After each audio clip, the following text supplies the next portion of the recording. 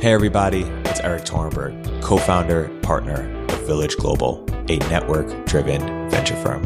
And this is Venture Stories, a podcast covering topics relating to tech and business with world-leading experts.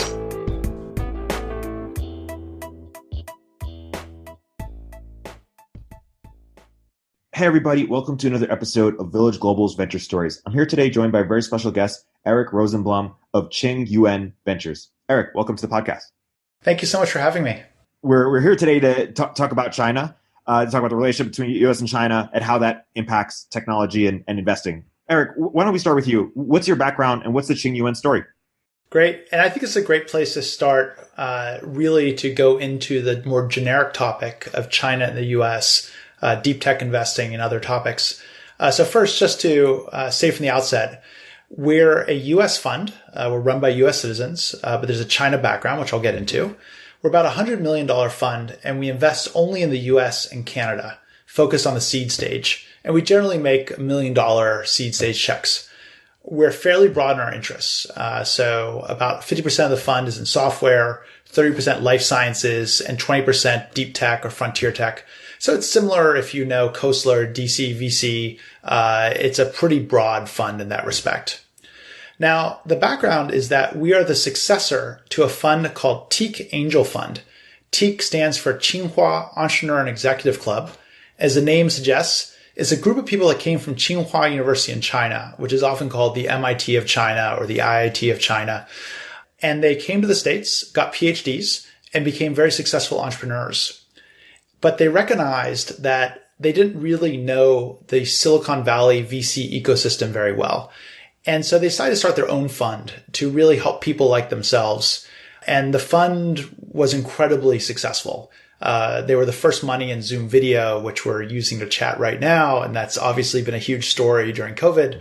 But also the first money in Quanergy, which is solid state LiDAR, Ginkgo Bioworks, Plus.ai, which is the leader in self-driving trucks. And so remarkably, in the last 10 years, it was the seed investment for 5 unicorns, and there are a bunch more queued up along the way.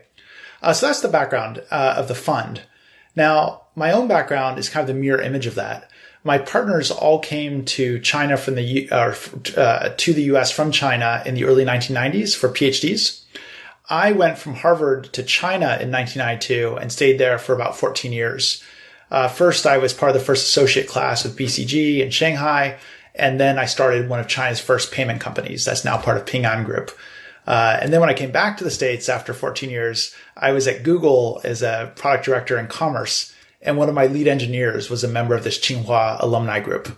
And obviously, China's been in the news a lot recently, often in regard to the deteriorating relationship between U.S. and China. But before we cover that, though, why don't you give me a sense for the differences between the two markets? How is it different being an internet founder versus investor in China? So first, I love to think about the context, which is, for all intents and purposes, China plus the U.S. is essentially the entire tech market. So from a value perspective, the two countries have 90% of the value of all unicorns.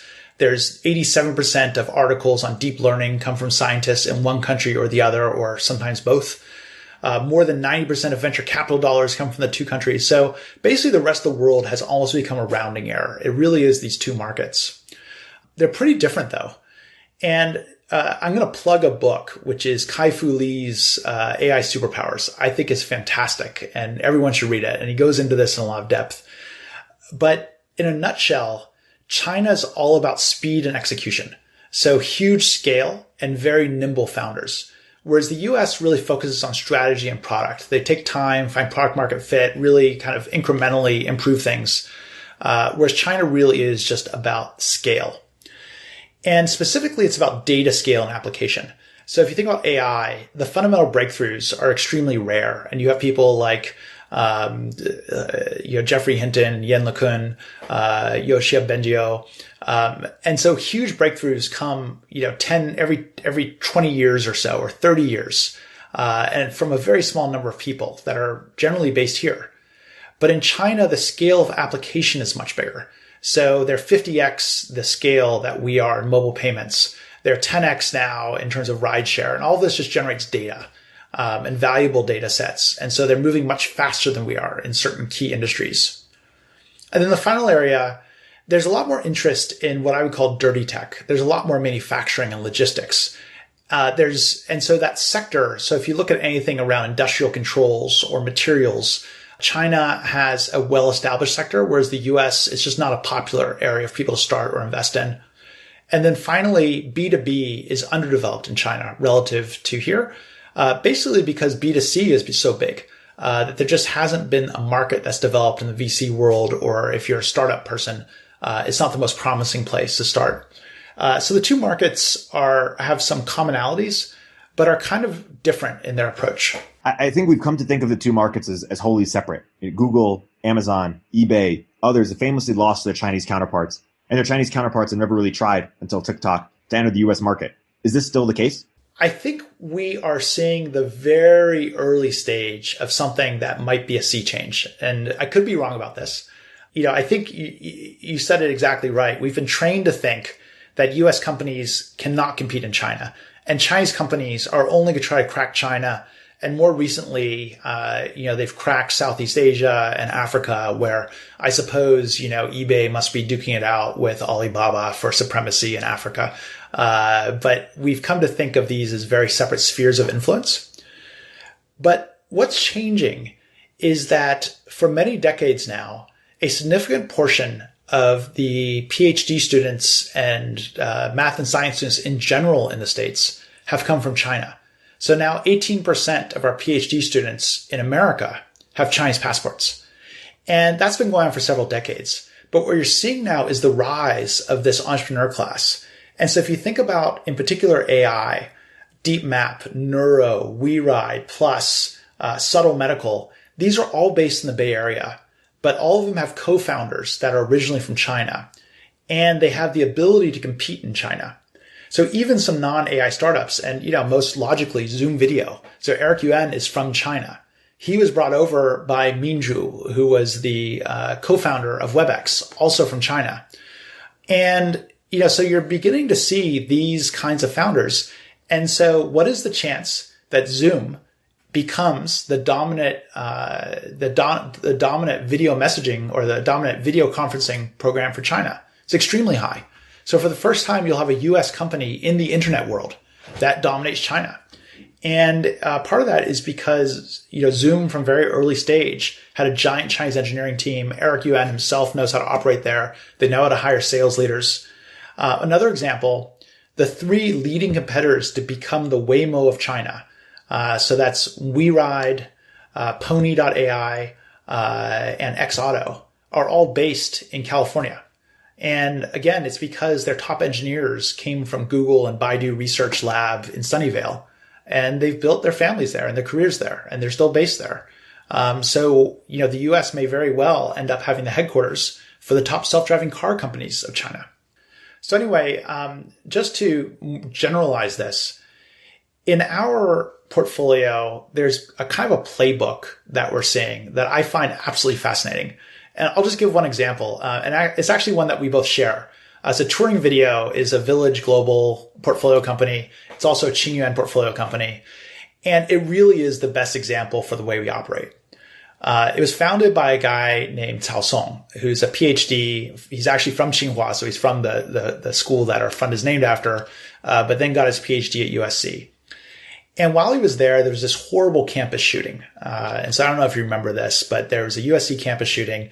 And USC, like every place that has a horrible shooting, they hire hundreds and hundreds of security guards. And so here's this young PhD student from China who is studying a field called activity recognition. So how do I use computer vision to recognize if two people are fighting? Are they hugging? Is someone carrying a gun or not? And just amazed that our reaction is to hire a bunch of, fairly low wage people to stand on corners trying not to fall asleep all day. He's like, there must be a better way to do this. And so he started this company really to use video analytics to solve the problem of security. And they started with robots. And originally he had a patrolling robot and they had a video analytics system. They partnered with Securitas. They got a few big corporate campuses. So Applied Materials and LinkedIn had their robots patrolling parking lots. And that's like classic US enterprise sales. You get a few of those, you rinse and repeat, you run pilots, you try to grow those pilots. And over time, hopefully you get up to, 5 million ARR, then you raise your next round, and then you get a bit bigger, and then you try to get up to, 20 million ARR.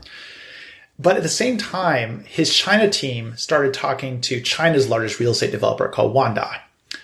Their first order was for 15,000 cameras and several hundred robots. And so overnight, Turing has far more video analytics data than Verkada, Deep Sentinel, any US company you've ever heard of. And it's because they're taking advantage of the scale and speed of China, along with some top researchers based in the US, and being able to build a company far faster at larger scale than anyone else. So anyway, just to summarize, our big learning from this playbook is that the US CIO views their job as defensive. They're there to make sure that, by God, you will not destroy our production stack. And they'll put you through security review, legal review, performance review until you finally get the enterprise contract. A Chinese CIO views their job as strategic. They're there to find small advantages to make the company move a little faster, be a bit better. And so if you can play both sides, it's just an incredibly valuable thing to a startup. So anyway, so we've observed this playbook, and we think that it's going to continue. And so we think these markets may be more porous than people had realized. And we have you to thank for the introduction to Turing, Erik, and we're glad we made that investment with you. Let's zoom out. Is the current direction of the U.S.-China relations disruptive to this thesis? Yeah, so the very short answer is yes. It freaks the heck out of me, mostly as an American. I don't like seeing kind of destabilization in the world and kind of, retreat to nationalism. So first, just as putting my hat on as an American and as a person that believes in peace, it's bad. From an investment standpoint, it's also not good. However, from a very tactical standpoint, the first thing the Trump administration did was tighten the rules around a body called CFIUS, which you're probably aware of, but for people listening to this, it's the Committee on Foreign Investment in the U.S. And it's been around since 1974, and it's chaired by the Treasury Department, but many U.S. Governmental departments sit on this committee. And it was originally formed when we were worried that Japan was taking over the U.S. So it's a body to make sure that foreign companies can't buy up strategic U.S. assets. But as you might expect, we're much more concerned about China these days.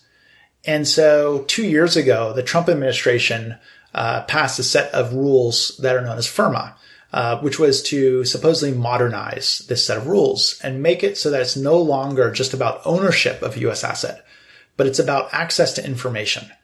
And so any Chinese entity that has the ability to access what's called material, non-public technical information can be barred from certain categories of investment. Now, perversely, this benefited us because, as you remember, we're a U.S. fund and we're all U.S. citizens.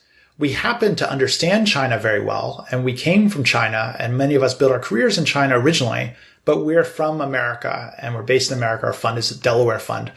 And so perversely, what happened is many funds that follow a similar strategy to our own are actually from China. As a result, they basically left. And these are names like Gen Fund, Tsingyuan Ventures. So that's Kai-Fu Lee's firm, which is amazing. But they're operating mostly in China today because it was very difficult for them to operate in both places. So the short-term thing for us was actually quite good. Long-term, I would be worried because, again, our prototypical investment, we just talked about Cao Song from Turing. He arrived in the States, studies for 5 years at USC. Typically, our sweet spot is a little bit after that. He would do a postdoc and then get a job at the AI group at like Google, and now he's starting a company. So normally you're looking at about 8 to 10 years after someone arrives on US soil, and then they're a perfect investment target for us.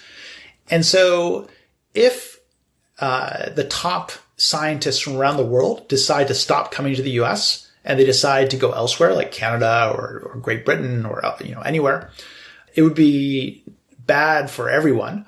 But in particular, if this flow of talent from China starts to decline, it would hurt us. But we wouldn't see it really affecting us for a few years out, potentially as much as 8 years out. But again, we watch this with some concern. Many of us believe in free trade and a highly globalized world. At the same time, many of us also think the U.S. relationship with China needed a reset, given rampant IP theft, lack of respect for human rights, etc. At the same time, we are in a battle for tech supremacy. So what should we do? Yeah, this is a hard one. And I wish I had a really good answer, but I'll give my thoughts and then, happy to discuss with anybody. But first, I think this idea of a technology war with China is vague. And people have this kind of existential dread, but they're not sure exactly what they dread. And I'll contrast this in the case of the Cold War. You have the Soviet Union that is aggressively expansionist. So they're literally taking territory. And they're exporting an ideology and a system of government that was explicitly incompatible with liberal ideals.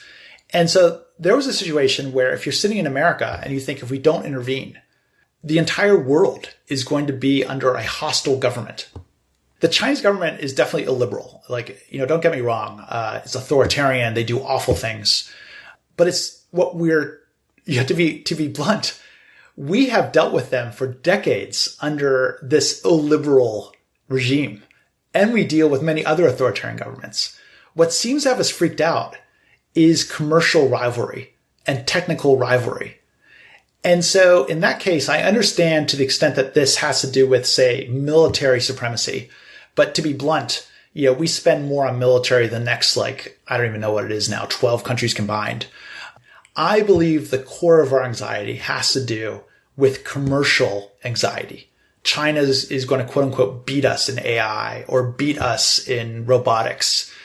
And in that case, I think the absolute worst thing we can do is reversion to protectionist policies. And this is what we all learn in Ec 101, right? That the mercantilist, the kind of protectionist regime was horrible for innovation and free trade. And once people started becoming free traders, this is why traditionally Republicans were free traders, was that spurs innovation. And, I think about it as like Google versus Comcast.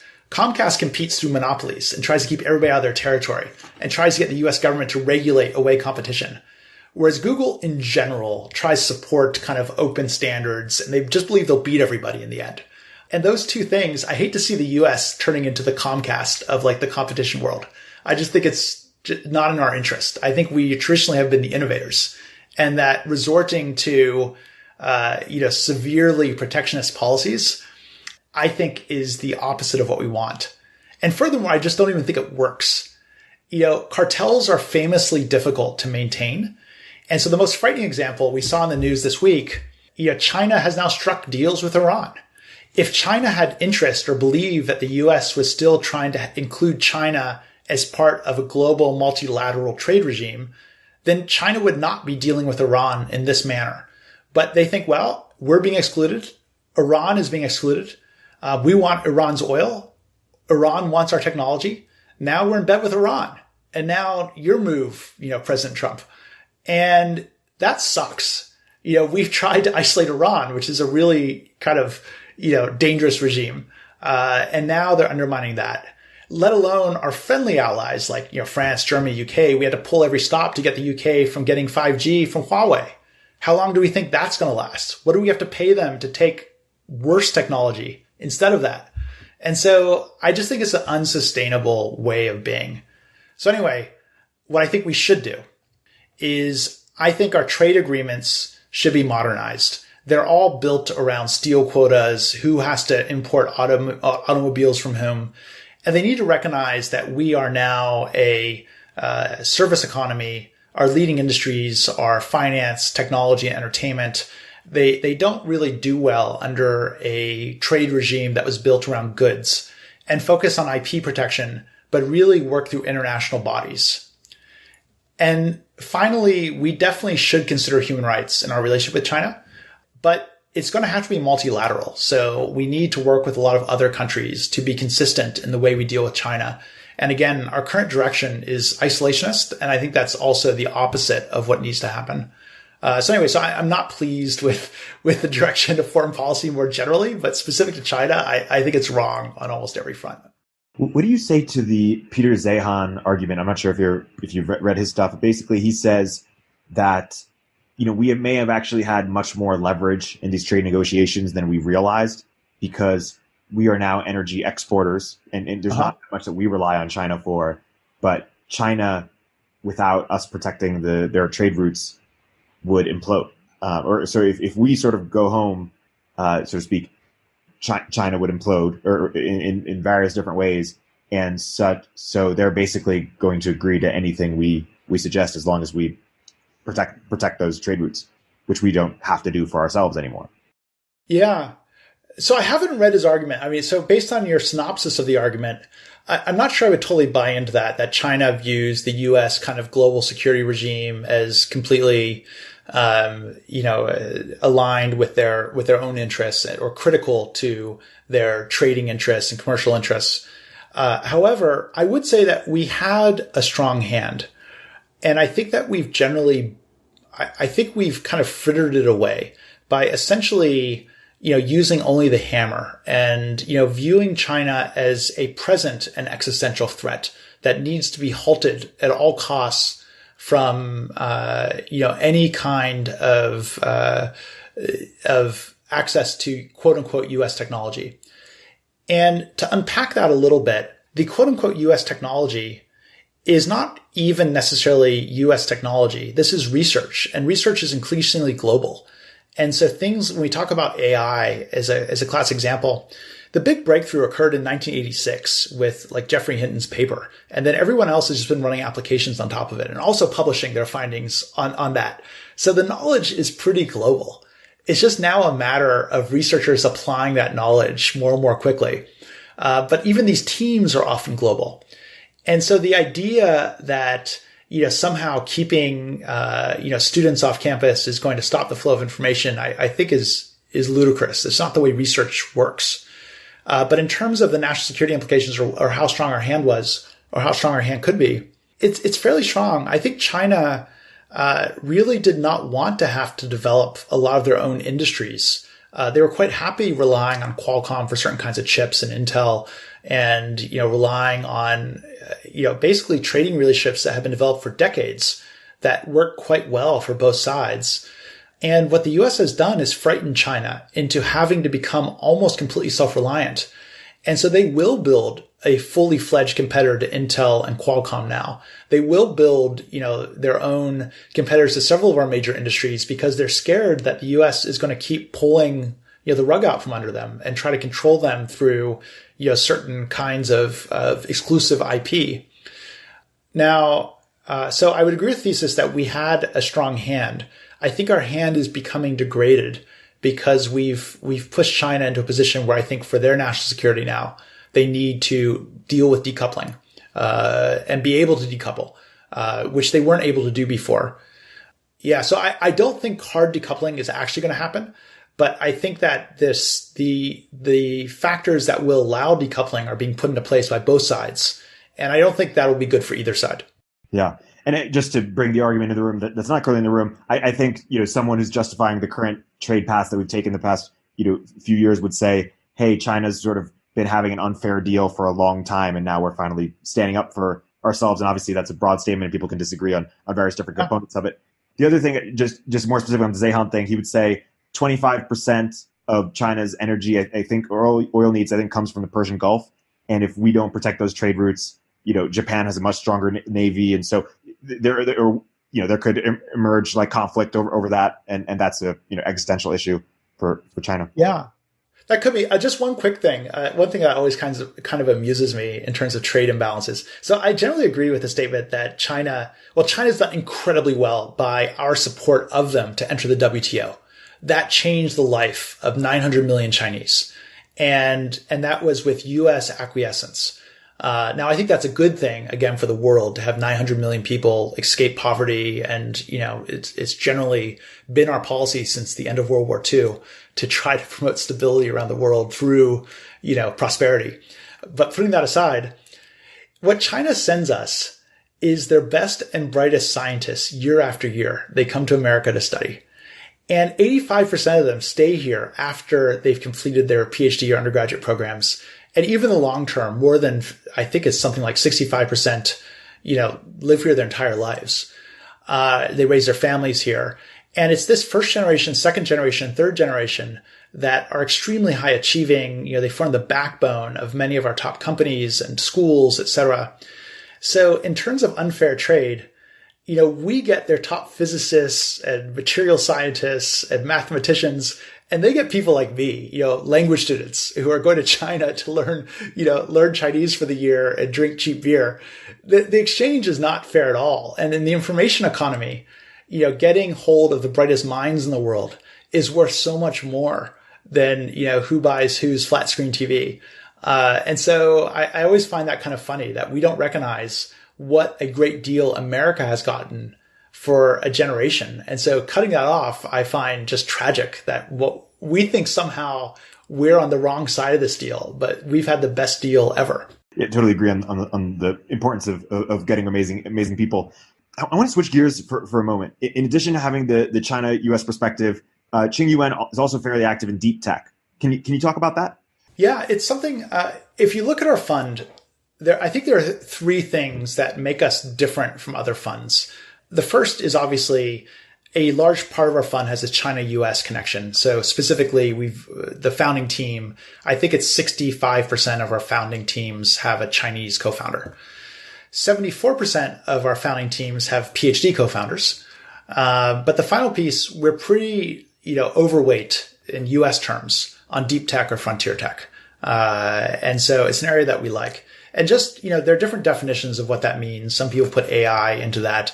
I'm talking more about material science, some of the life sciences, et cetera.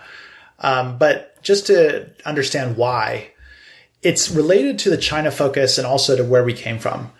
So first, I mentioned before, China's got a much larger manufacturing sector. And then the ancillary sectors, like the logistics sector is 2% of the US economy, but it's 12% of the Chinese economy.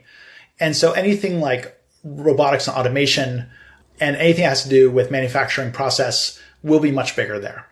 And, as a result of that, there's a funding environment that is more receptive to these kinds of deals there. And also you can find customers and partners there more easily. But secondly, remember I mentioned that we started as a club of engineers and entrepreneurs that graduated from Tsinghua University. And that means that there was a huge variety of disciplines that we had from day one. And so in our current partnership, you have people like Ning Li, who's a material scientist. She was co-founder of Petuum, the AI company based in Pittsburgh.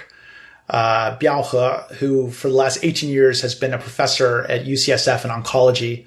He just left his position to invest full time. He also built one of the largest oncology testing companies that's now operating in China and is going to list next year.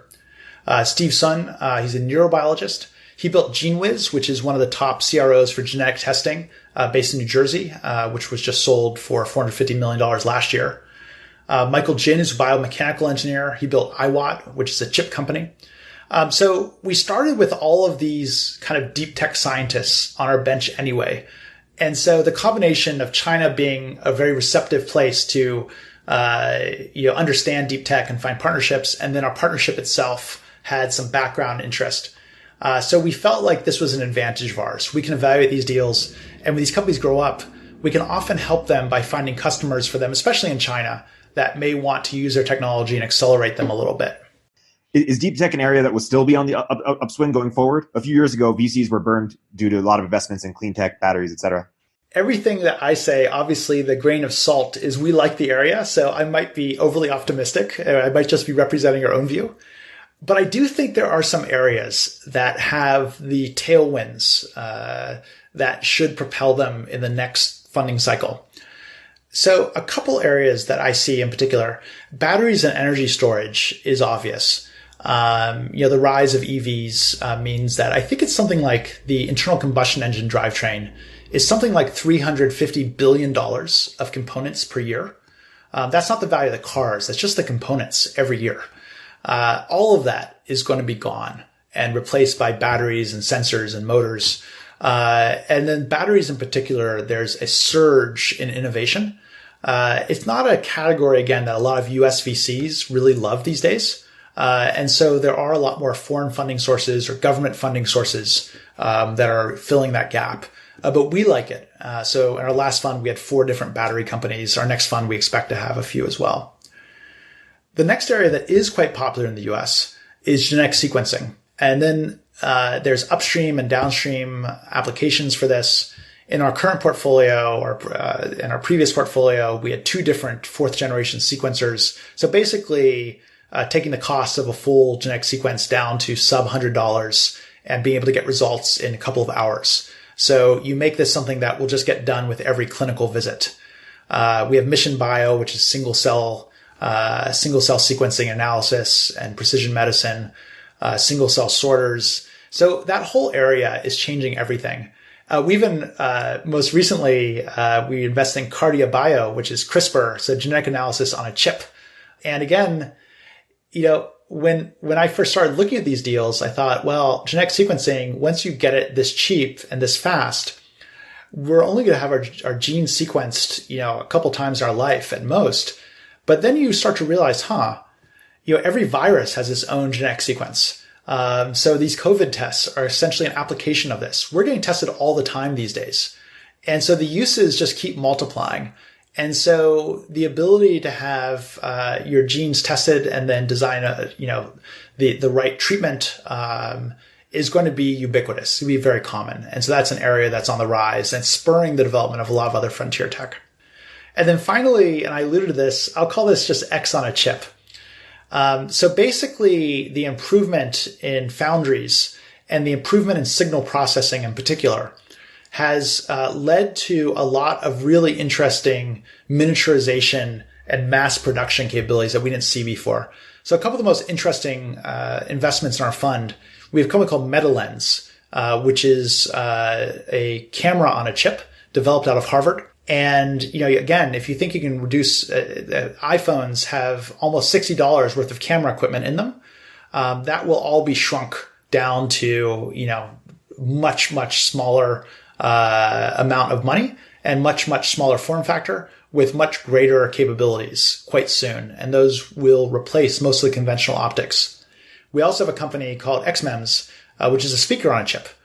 So essentially the AirPods that you have, the chip in the membrane in there will be replaced by a chip and software. I just mentioned CRISPR on a chip, which is crazy. So a chip that can directly read biology. And we also have ultrasound on a chip with Colo Medical, LiDAR on a chip, which is Quanergy, which is now a multi-billion-dollar company. So this whole area of basically the software improvement and the improvement in MEMS processes, and semiconductor processes is leading to a revolution. So there's a few areas I think are pretty interesting, and I'm excited to see how they develop over time. I think it's not just us. I think that others will also get hold of this wave as well. Totally. I want to be sensitive to your time. We've covered a lot of great ground here. Is there anything else you wanted to cover today? Just to kind of bring it back to the original topics, I think that when I first arrived in China, which was 1992, there was a period where the internet was just getting going in the US, say between 95 and 99, when those of us sitting in China would just look to the US, and the first Chinese internet companies were kind of direct copies. So you had Yahoo in America, then you had Sohu in China. You had eBay in the US, and then you had EachNet in China. And it was one-to-one, just copy, copy, copy. And one thing I do think is interesting, and not really necessarily a topic for us to discuss right now, but now that these two markets have reached almost parity, you are starting to see this cross. I mentioned a couple examples of companies in the US using China to get to scale and coming back to the US. But TikTok coming into the US is kind of the first example of US consumers experiencing a Chinese model. And I think we'll see more of those. I now see business plans of people who say they're the Pinduoduo for America. And Pinduoduo, if you don't know what it is a huge e-commerce phenomenon in China that is rapidly catching up to Alibaba. But there are things like this and models. Another company uses QR payments the way you do in China here in the US called Sitcon. So something I really am interested in is seeing models from elsewhere in the world get rolled out here. And so it's something that I just think is an interesting topic for the future. Will there be a class of US entrepreneurs that starts to look to outside the US for the first time and start to import those models successfully? Totally. That's a great place to wrap.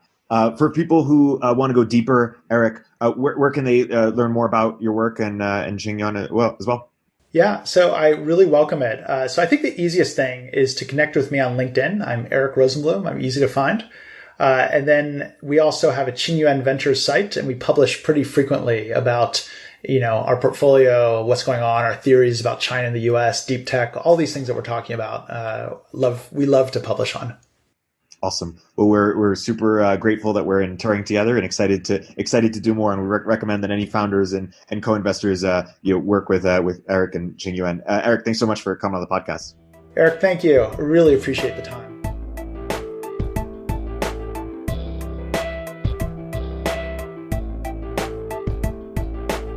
If you're an early stage entrepreneur, we'd love to hear from you. Check us out at villageglobal.vc.